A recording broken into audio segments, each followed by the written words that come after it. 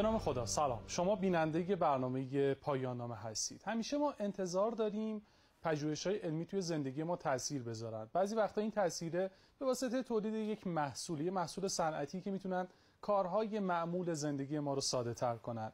اما بعضی وقتا اینطور نیست، میتونن که یک تغییر بنیادین توی سبک زندگی ما، توی اتفاقاتی که ممکنه توی جامعه کشورمون و یا حتی دنیا میفتن به وجود بیارن.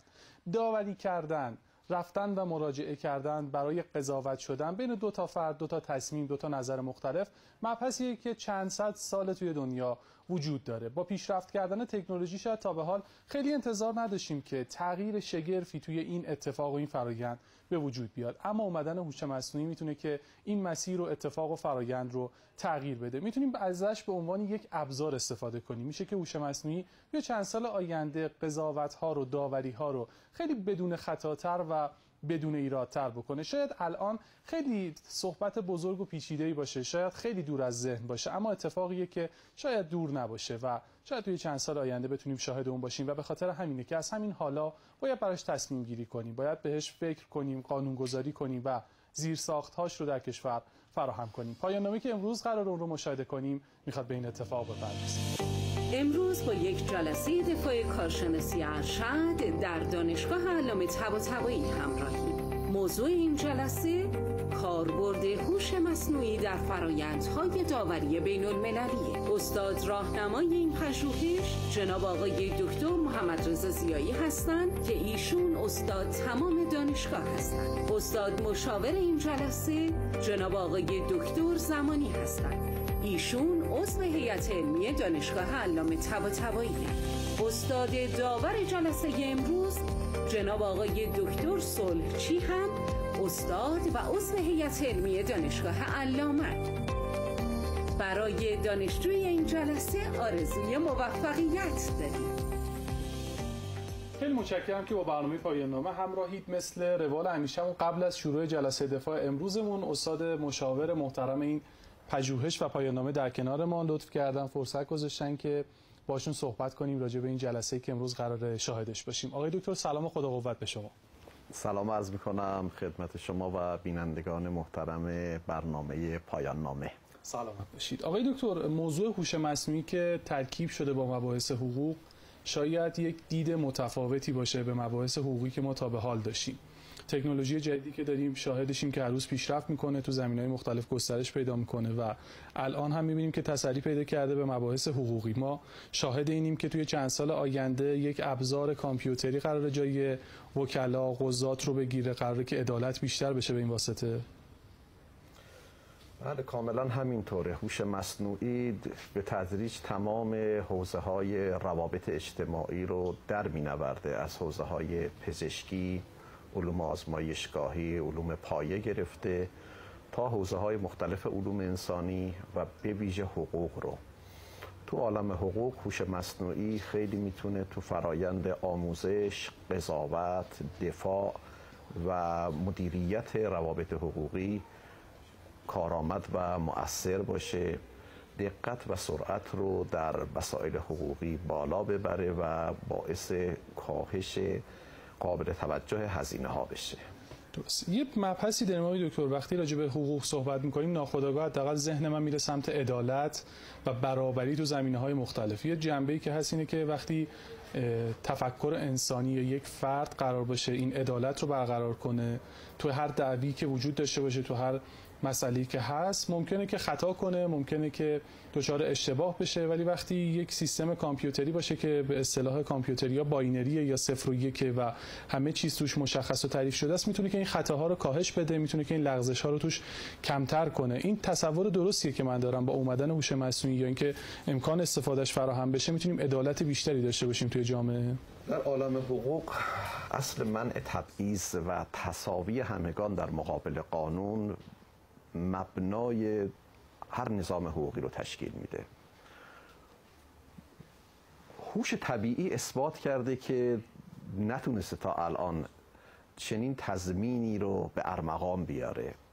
در بسیاری از مواقع نابرابری ها، تبعیض ها باعث میشه که چهره ناخوشایند از نظام حقوقی ملی و حتی بین المللی ترسیم بشه.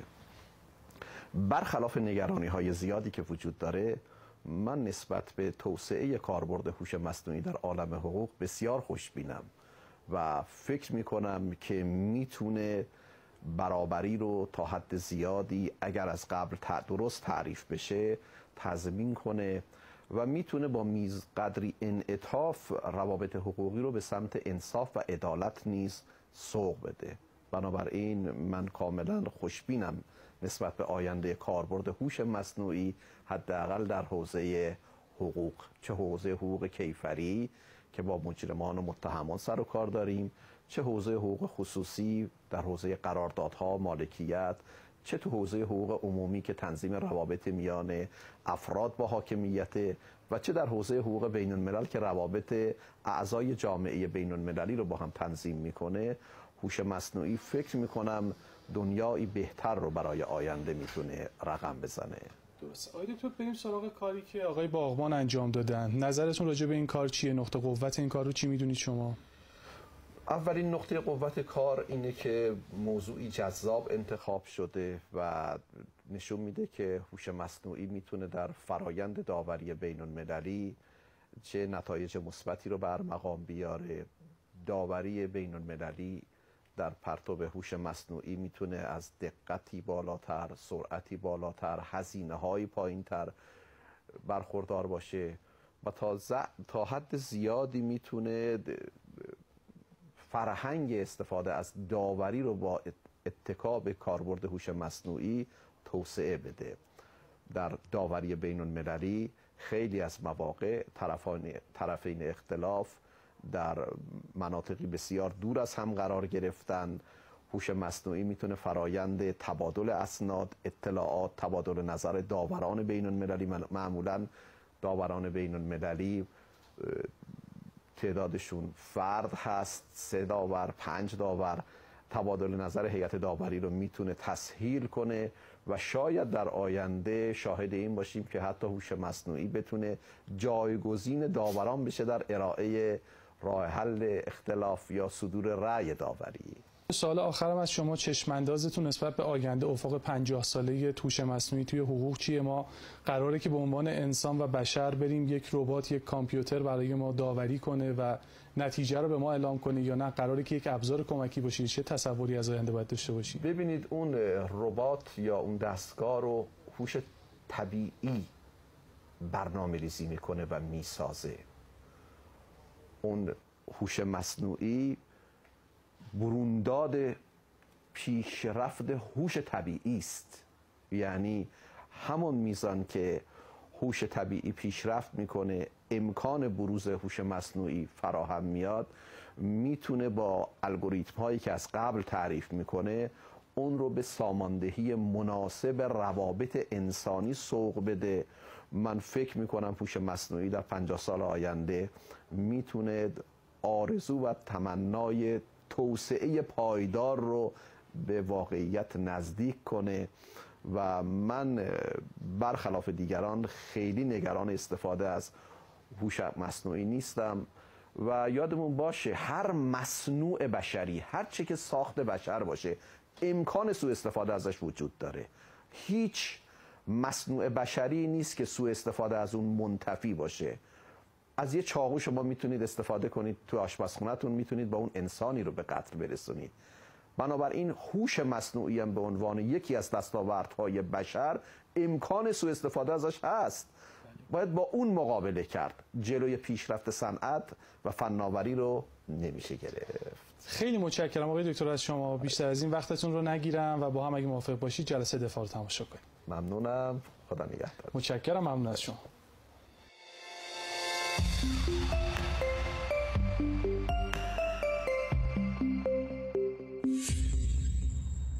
بسم الله الرحمن الرحیم. با کسب اجازه از اساتید محترم، فراز باغبانو هستم، دانشجوی کارشناسی ارشد حقوق بین الملل دانشگاه علامه طباطبایی و در محضر عزیزان هستم با عنوان پایان نامه کاربرد هوش مصنوعی در فرایند داوری‌های بین المللی.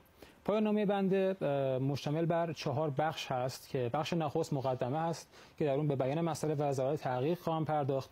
بخش دوم فصل نخست هست که راجع به مبانی پژوهشی و مفهوم هوش مصنوعی من توضیحات ارائه خواهم داد. بخش سوم ناظر بر فصل دوم هست تحت عنوان جایگاه هوش مصنوعی در داوری و بخش چهارم هم نتیجه‌گیری و پیشنهادات که در خدمت اساتید خواهیم بود. اما در رابطه با بیان مسئله و ضرورت تحقیق، خب تکنولوژی به شکل بسیار وسیعی در حال حاضر در حال گسترش و در حال تحت شعاع قرار دادن تمامی زمینه‌های فنی و علمی است، علاوه خصوص در پزشکی، در مهندسی و در فنی، و حقوق هم از این تأثیر مستثنا نیست. یکی از اصلی ترین بخش‌های حقوق موضوع داوری است که در داوری ما وظایف مختلفی رو داریم، از جمله رسیدگی به خود یک پرونده، تجزیه و تحلیل اسناد و مدارک،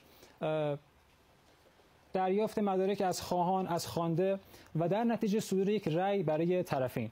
دقیقاً اینجا اصل قضیه در رابطه با هوش مصنوعی خودش رو نشون میده، یعنی استفاده از این تکنولوژی به نفع صدور آرای بعضاً با انصاف بالا، با بی‌طرفی بالا، تجزیه و تحلیل دقیق و بر اساس دقیق ترین ادله و همچنین ترجمه بعضی از متون و مستنداتی که طرفین در یک جلسه داوری ارائه میکنن. لذا ضرورت از آن جهت قابل بیان هستش که ما به این سوال بپردازیم که اساساً کاربرد هوش مصنوعی در داوری چیست، و پاسخ اینجاست که میتونیم به عنوان تکنولوژی نوپا از این هوش مصنوعی استفاده بکنیم علاوه بر رفع نقایص داوری در جهت ایجاد یک ارتباط، یک چجوری بهتون بگم، یک درگاهی میان رشته‌ای که بتونیم مطالعات میان رشته رو در حوزه حقوق فراهم بکنیم. بخش بعدی جایگاه هوش مصنوعی در داوری است. یکی از مهمترین بخش‌های این پایان نامه. ببینید داوری از بخش‌های مختلفی تشکیل شده، من جمله خب شروعش که میشه دریافت لوایح، تجزیه و تحلیل اسناد، تجزیه و تحلیل مدارکی که داده میشه، ترجمه اسنادی که بالاخره ممکنه بین‌المللی باشن، از یک کشور مختلفی باشه، و در نتیجه صدور یک رأی. خب اینجا ما با چالش‌های زیادی مواجه هستیم، از جمله سرعت ناکافی در پردازش اسناد، سرعت ناکافی در پردازش یک دعوا، یک اختلافی که به داوری ختم شده. اینجا دقیقاً هوش مصنوعی خودش رو نشون میده. به واسطه این شکلی که من برای شما طراحی کردم، سازوکار به کارگیری هوش مصنوعی در داوری نشون داده شده. به عنوان مثال نقطه شروع هست که دیتاها رو ما وارد می‌کنیم، همون ادله و اسناد، خود هوش مصنوعی میاد پردازش میکنه، تحلیل میکنه، بعد مدل سازی میکنه. مدل سازی در هوش مصنوعی به معنای کاتگوریز کردن یا دسته‌بندی کردنه، به قول حساب دعوا و یا اون اختلافی هستش که بهش ارجاع شده، بعد ارزیابی میکنه، آزمون و خطا میکنه که آیا اون مدل سازی که انجام شده عیناً مطابق اون مدارک و ادله‌ای که بهش داده شده هست یا خیر. و در نهایت هم تصمیم گیری نهایی که دیسکاشن میکینگ میشه و صدور رأی، و در انتها یک نظارت بازخوردی رو داره برای بخش ماشین لرنینگ که عرض کردم خدمتتون. یعنی چی؟ یعنی میاد دقیقاً رأیی که صادر شده رو بررسی و آنالیز میکنه و تمام نقاط ضعف این قضیه رو تمام نقاط ضعف یک رأی که صادر شده رو به قول حساب با کامل ترین وجه ممکن به ما ارائه میده. این از اون جای قابل توجه هست که میتونه آرایی که در آینده صادر میشن رو با دقت بیشتری ارائه بده. ما یک مقرره‌ای داریم، اخیراً تصویب شده، مقرره هوش مصنوعی اتحادیه اروپا، که تنها مقرره‌ای هست در هوش مصنوعی که تصویب شده و لازم الاجراست. 36 ماده داره و 8 بخش. نکته اصلی این مقرره این هستش که صرفاً این مقرره تصویب شده که یک قانونی وجود داشته باشه راجع به هوش مصنوعی. یعنی اینکه به کشورهایی که میخوان این مقرره رو تصویب بکنن گفته شده میتونید این رو تصویب بکنید، مقرره رو، در صورتی که خلاف مصالح ملیتون نباشه، و اگر خلاف مصالح ملی شما بود میتونید این مقرره رو به شکل کلی تغییرش بدید. و این مقرره در رابطه با سیستم هایی که هنوز ابداع نشدن به کار برده نمیشه و صرفا راجع به سیستم هایی هستش که در حال حاضر وجود دارن و یا نسبت مشابه بین هم دارن. و ساختار فنی هوش مصنوعی رو باید بررسی بکنیم در حل فصل اختلافات. خب ما 7 بخش داریم، 7 ساختار فنی از هوش مصنوعی داریم که از اول پشتیبانی تصمیم گیری، دانش محور، مبتنی بر قواعد، مبتنی بر قانون، خبره، چند عملیاتی و مبتنی بر ادله. خب دیسکاشن میکینگ کمک میکنه همونطور که مشاهده می‌فرمایید تصمیم گیری هایی که انجام میشه و آرایی که انجام میشه رو به وسیله جمع آوری داده ها از طریق اسپلیت آپ سازی دیتا انجام میده. اسپلیت آپ در هوش مصنوعی به معنای تقسیم کردن یک قطعات، یک قطعه بزرگ، یک کل به قطعات کوچکتر و جزئی تر که بشه بر اساس اون یک آرا رو با دقیق ترین دقت ممکن ارائه کرد. سیستم بعدی سیستم خبره هست که همونطور که مشاهده می‌فرمایید به کمک متخصصان انسانی انجام میشه و وظیفش مشاوره حقوقی در یک موضوع معین هست. همون هوش مصنوعی تک‌بعدی. تفاوتش با دیسکاشن میکینگ چیه؟ دیسکاشن ساپورت سیستم. تفاوتش این هستش که در DSS یک رأی که صادر میشه این وظیفه پشتیبانی از اون رأی رو داره، اما در سیستم‌های خبره یک رأی با یک مشاوره صادر میشه، یعنی صرفاً عمل در ارائه مشاوره در حوزه معین هست. من اصلاح میکنم در سیستم‌های خبره اساساً رأی صادر نمیشه. قسم بعدی در رابطه با سیستم‌های مبتنی بر ادله هست یا کیس بیس ریسورسینگ که موضوعات مختلف رو با توجه به ادله‌های قبلی بررسی میکنه. اینجا دیگه ما بهش دیتا نمیدیم، اینجا دیتا از قبل وجود داره، فقط این سیستم دیتایی که از قبل وجود داره رو بررسی میکنه و بر اساس اون چیزی که اتفاق افتاده به یک دعوا رسیدگی میکنه. چه فرقی میکنه با بقیه؟ فرقش اینه که دیگه از اول قرار نیست یک دعوا رسیدگی بشه. تمام تشابهاتی که بین این سیستم، بین این اختلاف و اختلافات قبل وجود داره رو خودشون تعیین و تکلیف میکنن و بهش رسیدگی میکنن. و در انتها سیستم های مبتنی بر قانون هست که علاوه بر این که محدود هستن کامل هم هستن، به معنای اینکه این سیستم های محدود به یک موقعیت جغرافیایی هستن. یعنی چی؟ یعنی فرضاً عرض میکنم این سیستم فقط میتونه در ایران انجام بشه. چرا؟ چون فقط پیاده سازی شده و طراحی شده برای اجرای قوانین و مقررات داخل ایران و در رابطه با قوانین خارج از کشور نمیتونه به قول حساب مفید باشه. که علاوه بر اینکه میگم محدود هست، خب خیلی هم میتونم بگم کامله اگر پیاده سازی بشه. و اینجا هم یک نموداری هست که بر اساس اون توضیحات بنده به شکل یک نمودار ارائه میشه.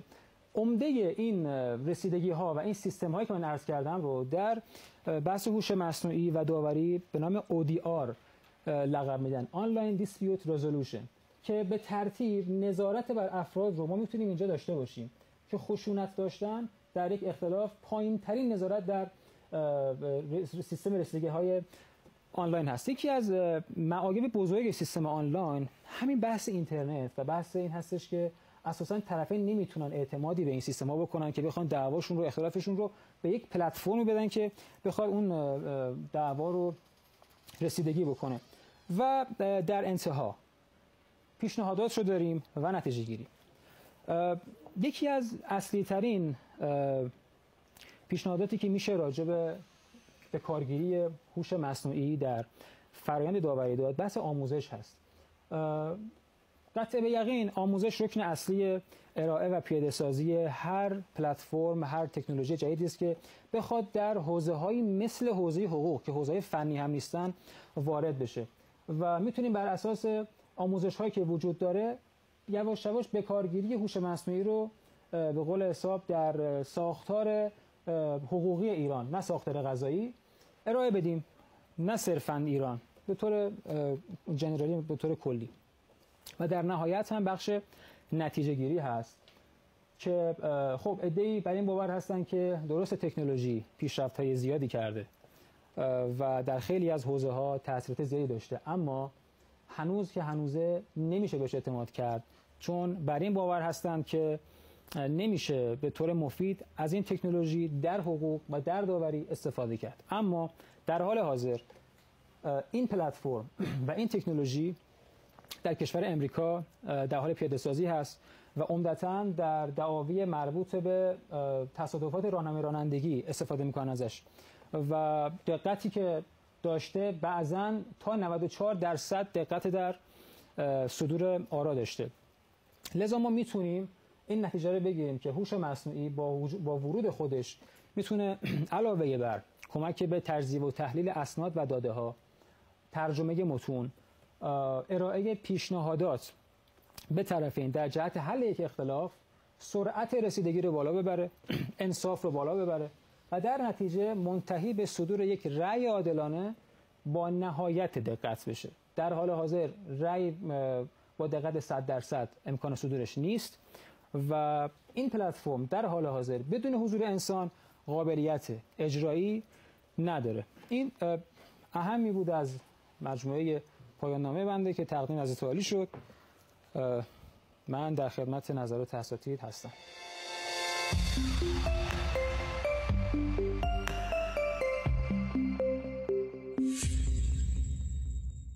بسم الله الرحمن الرحیم. با عرض تشکر از استاد محترم راهنما و مشاور و دوست عزیزمون آقای فراز باغبانو و حضار محترم، با توجه به ضیق وقت به طور خلاصه چند نکته هست که من اونها رو در اینجا اعلام میکنم تا همکاران گرامی راجبش یه مقدار بحث و گفتگو بکنیم. در خصوص پایان نامه آقای باغبانو معمولا دو مورد هست که مورد بررسی قرار میگیره. یکی ایرادات شکلی هست و یکی ایرادات ماهیتی که هر دوش مهمه. هم مشکلات شکلی مهمه و هم احیانا مشکلات ماهیتی که در هر پایان نامه و رساله‌ای باید مورد توجه قرار بگیره. موضوع رساله ایشون چند تا واژه داره. یکی کاربرد، هوش مصنوعی، فرایند داوری بین المللی. بنابراین صرفاً باید تو همین زمینه کار بکنه، وارد موضوعات دیگه نشه. خب ما راجع به هوش مصنوعی تو زمینه‌های مختلف میتونیم بحث کنیم، صحبت بکنیم. تو دانشکده هایی که اصلا کارشون راجع به هوش مصنوعیه، مثلا مثل دانشگاه شریف، خب خیلی میتونن تو این زمینه‌ها صحبت کنن، بحث کنن. ولی ما اینجا دنبال چی هستیم؟ کاربرد، هوش مصنوعی، فرایند داوری بین المللی. و با توجه به اینکه دانشجوی ما دانشجوی رشته حقوق بین الملل هستش، در واقع باید بیشتر حول محور حقوق بین الملل، یعنی داوری بین المللی و هوش مصنوعی، ارتباط این دوتا کار بکنه. ولی خب موضوعات دیگری رو که حالا ممکنه اجبارا مجبور بوده ایشون توضیح بده تو کارشون میبینیم. به نظرم اون موضوعات رو باید در چند خط بیشتر توضیح نده و اگر میخواد به عنوان زیرنویس کتاب ها و منابع دیگری که تو این زمینه ها وجود داره اونا رو معرفی بکنه که خواننده اگر علاقه‌مند بود بتونه به اونا مراجعه بکنه که یه همچین چیزی دیده نمیشه تو کارشون. کار پایان نامه یا کتاب یا رساله معمولا یه مقدمه و عرض شود چکیده لازم داره. کار ایشون مقدمه نداره. ایشون اومده به طور کلی یه جایی که ما معمولا بهش میگیم کلیات، اونو تبدیلش کرده به مقدمه. ولی مقدمه اصلا یه چیز خاصی هستش. شما توضیح میدی که این کار شما راجع به چی هستش. از مقدمه خواننده متوجه میشه که کار شما به دردش میخوره اینو بخونه، این کتابو بخره، این رساله رو تهیه بکنه یا نه. ولی شما مقدمه رو ندارید. چکیدن معمولا در پایان کار نوشته میشه. تو کتابای روش تحقیق توضیح داده میشه که به چه صورتی هستش که باید دقیقاً منطبق با این روش ها تهیه بشه. چون ما یه کار دانشگاهی داریم انجام میدیم، باید این روش ها رو کاملا رعایت کنیم. الان که شما دفاع میکردین راجع به نمودارها خیلی صحبت کردین، چند تا نمودار نشون دادین.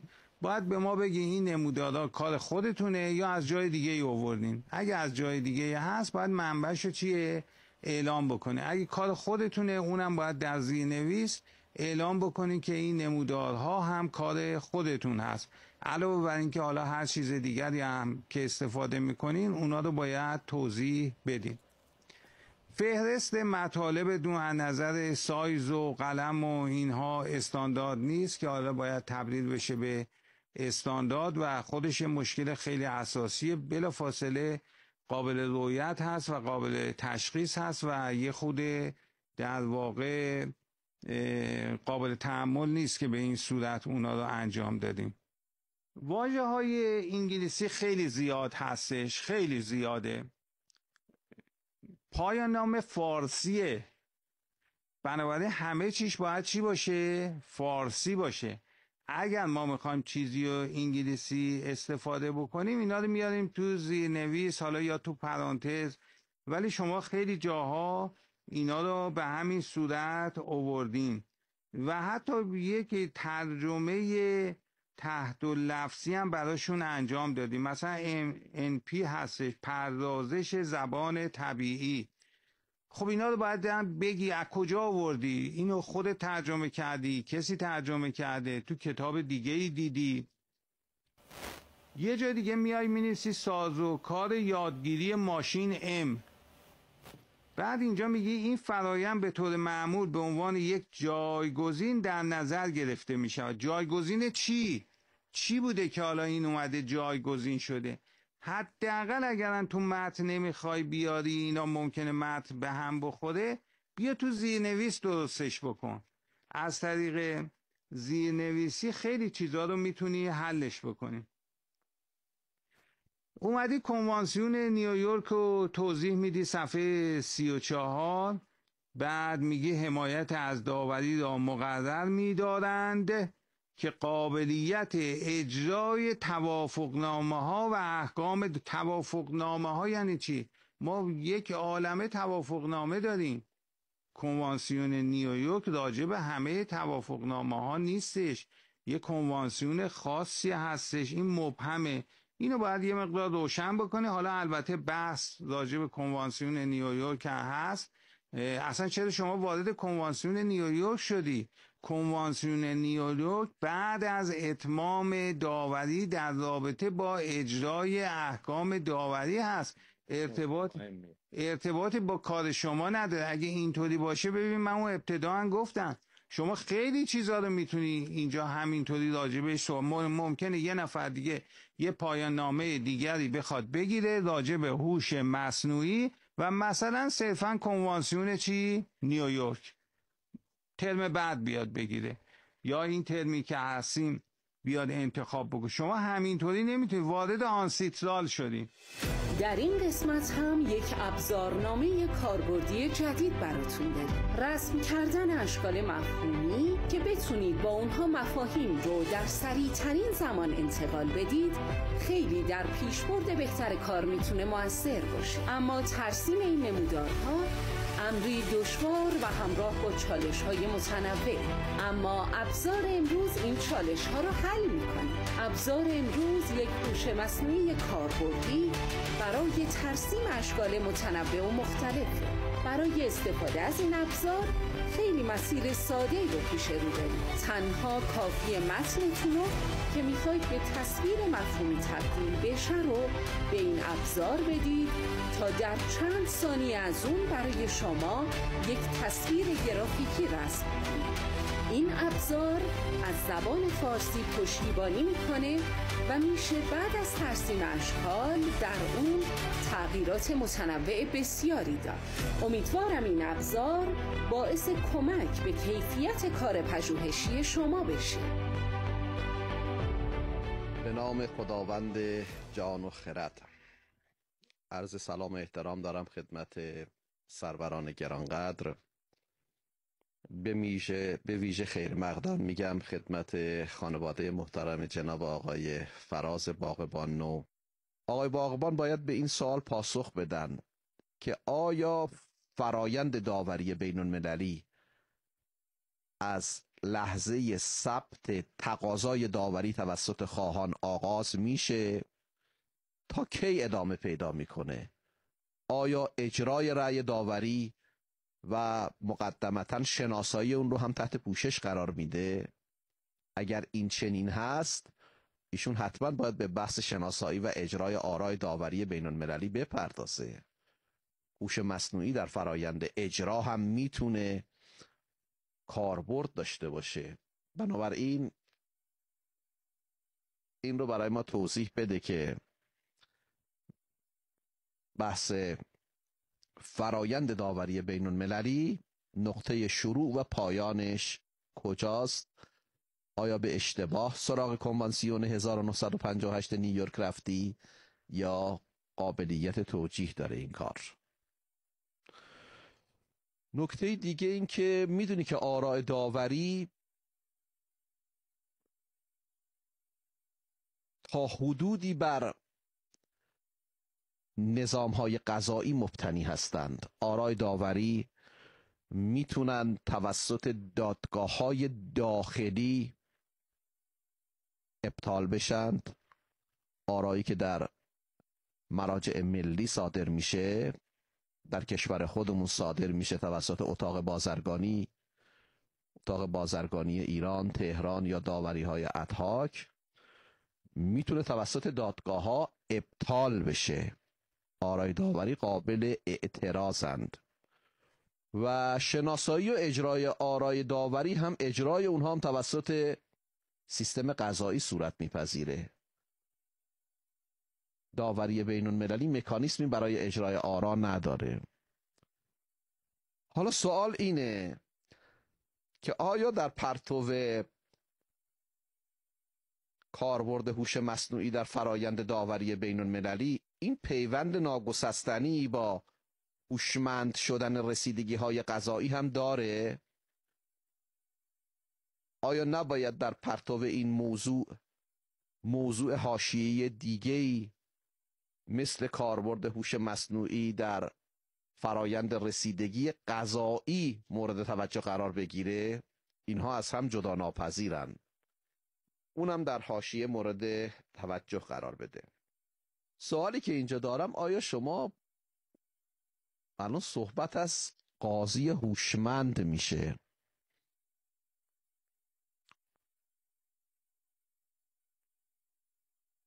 دیتاها به دستگاه داده میشه و رأی رو دستگاه صادر میکنه، سیستم ماشین صادر میکنه. تو داوری هم این امکان هست یا نیست؟ و به نظر شما این آیا باعث مکانیکی شدن داوری نخواهد شد؟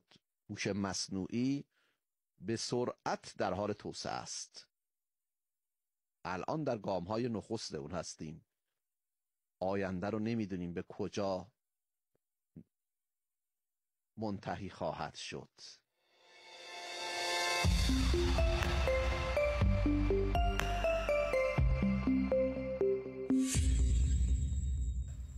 در واقع اصل بر این است که اصولاً در جلسات دفاع از پایان نامه و یا رساله دکتری اصل بر این است که استاد راهنما اساساً نکته‌ای یا نقدی بر مطالب دانشجو نباید داشته باشد.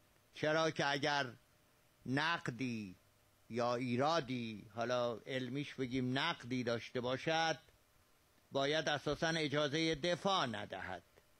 پس بنابراین وقتی اجازه دفاع میدهد، در واقع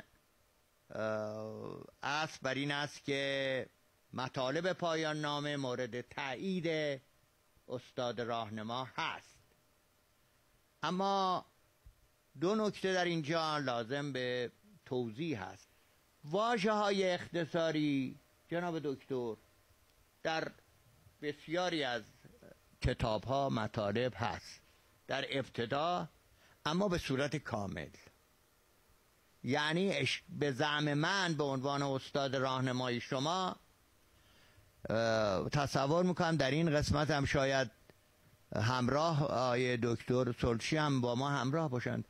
واژه‌های اختصاری اشکالی نداره. حالا به هر حال شما در واقع اون توضیحاتی که در ابتدا میگید که آقا منظور من از این واژه‌های اختصاری این کاملش انگلیسیش کاملش اینه. لزومی نداره، من به زعم من لزومی نداره فارسی. اگر یک خواننده‌ای، یک دانشجویی میاد پایان نامه شما رو، کتاب شما رو برمی‌داره از کتابخانه میخونه، یعنی این باید به یک سری واژه ها آشنا باشه. اکسیتو من نمیتونم بگم که تو بیا اکسیتو بگو که اختصاری چیه. اگر یک دانشجوی حقوق بین الملل اکسیت و آنسیترال رو ندونه، بس باید اصلا از دانشکده بره بیرون. بس بنابراین این، اما در اختصاری حتی همین اکسیت رو شما باید بیارید. اما واژگانی که انگلیسی هست یا اون مواردی که آقای دکتر زبان طبیعی، فکر کنم زبان طبیعی بود، زبان طبیعی که به کار برده بودی، این خب این چیه؟ چون این زبان طبیعی بر من فارسی زبان، حتی من حقوقدان، معلوم نیست زبان حقوق، زبان طبیعی. من حتی فکر کنم زبان شناسام ندونن زبان طبیعی چیه. حداقل یک پاورقی به قول آقای دکتر، یک توضیح شما در این رابطه بدهید. من تنها یک سوال دیگرم دارم، این سوال خودم هست. آقای دکترم یه نکته رو گفتن که به ارتباط با همین موضوع. واقعا هوش مصنوعی می تواند جایگاه شم غذایی یا شم داوری رو بگیره؟ خود شما چون حقوقی هستی میدونی منظور من چیه. حال شاید حضار محترم خیلی آشنا نباشن، ولی خود شما میدونی اون محوریت بحث در زمان صدور حکم و اون قاضی یا داوری که میخواهد یا داورانی که میخواهند حکم رو بر اساس سوابق و همه کارهایی که شده انجام بدن، یه شم قضایی وجود داره. حالا در چارچوب تفسیر قضایی هم میگیم یا داوری فرقی نمیکنه.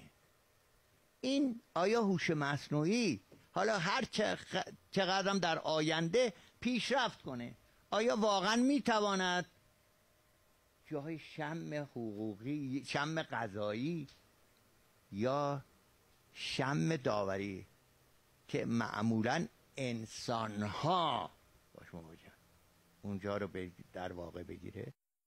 در رابطه با استفاده فضای مجازی در هوش مصنوعی، ببینید ما این موضوع رو باید از دو بخش بررسی بکنیم. فرضاً شما گوگل میت رو مثال زدین.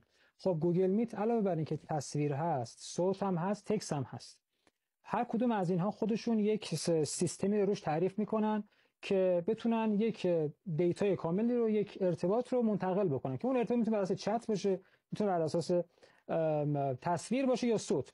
وقتی که ما اون تکست رو می‌نویسیم داخل یک چت باکسی به زبان عامیانه ارسال می‌کنیم، این میشه همون زبان طبیعی که البته پردازش زبان طبیعیه. این آره پردازش زبان طبیعیه.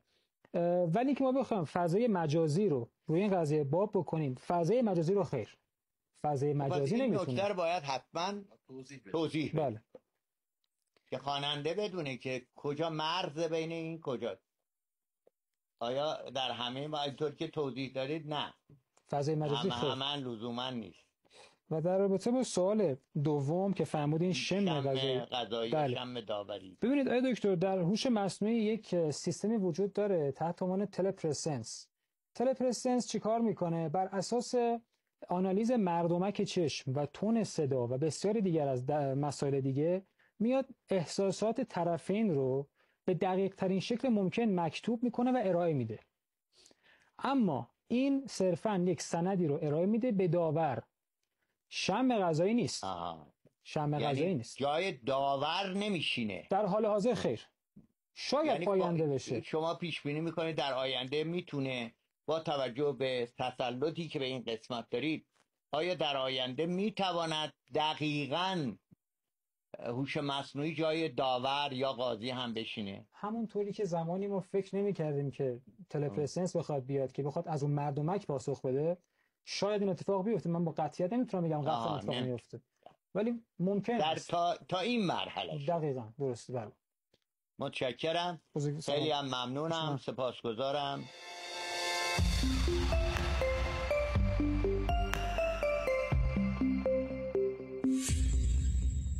پایان نامه کارشناسی ارشد آقای فراز باغبان نو تحت عنوان کاربرد هوش مصنوعی در فرایند داوری‌های بین‌المللی توسط هیئت جوری مورد مطالعه، بررسی و مداقه قرار گرفت و به اتفاق آرا دفاعیات ایشان مورد تایید واقع شد و نمره پایان نامه ایشان از نمره 20 18.5 در نظر گرفته شد. مبارک است.